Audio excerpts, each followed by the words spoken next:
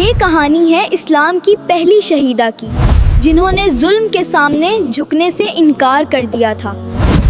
یہ تھی حضرت سمیہ رضی اللہ عنہا، ایک سادہ مگر مضبوط ایمان رکھنے والی عظیم صحابیہ۔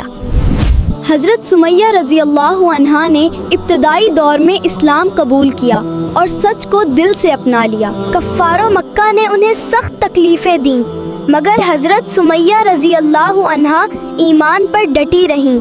بالآخر حضرت سمیہ رضی اللہ عنہا نے جان قربان کر دی، مگر کلمہ حق سے دستبردار نہ ہوئی۔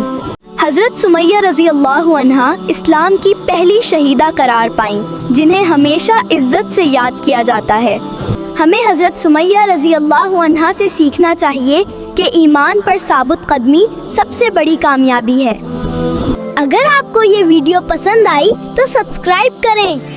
فائزہ کڈس کے ساتھ ہمیشہ سیکھتے رہیں۔